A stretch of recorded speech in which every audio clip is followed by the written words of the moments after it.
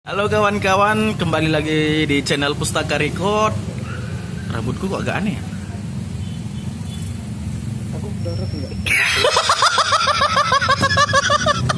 Kali ini konten kita nggak nge-cover lagu, tidak nyanyi, tidak berkaitan sama musik.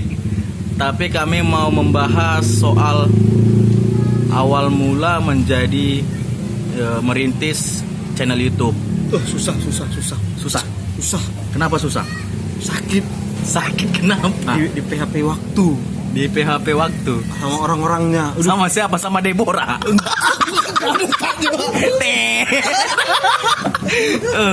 Jadi barusan curhat di PHP Deborah katanya. Sakit kali. Nggak hanya satu orang, Jadi bro. Nggak. channel YouTube ini sudah 1 tahun lebih. Sudah dari 30 Oktober 2018.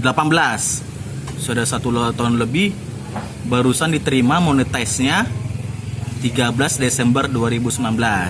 Jangan dipikir kami sudah makan enak ya. Belum. Jangan dipikir kami jadi orang kaya. Belum. Jadi channelnya sudah di subscribe sekitar 2000 orang. View-nya udah watch time-nya sudah hampir 5000 lebih. Wow. Tapi itu masih dikit. Belum seberapa itu. Karena mencari uang itu nggak semudah itu. Ya, nggak semudah itu. Sakit. Jadi terus berapa sih sebenarnya pendapatan channel Pustaka Record? Menurutmu berapa, Pra? Kalau ada yang bisik-bisikkan ke aku itu masih receh. Recehnya berapa? Receh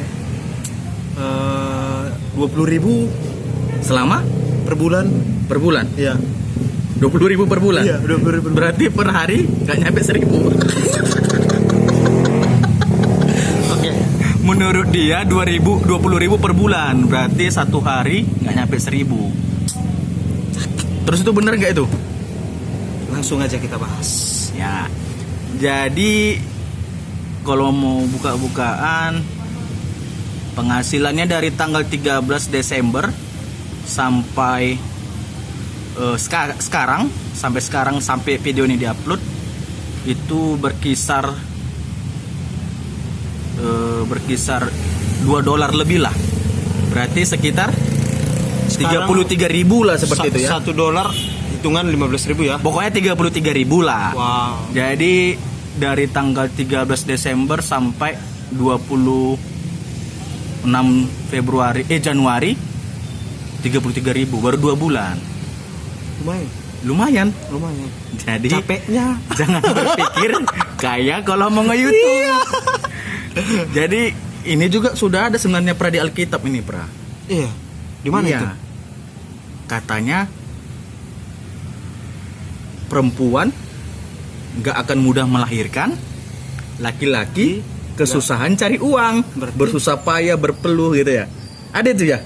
Ada. Jadi ini hidup ini memang sudah nggak didesain memang tidak mudah. Mau kaya harus kerja keras, betul, Pra? Jadi masih optimis dengan YouTube ini, Pra?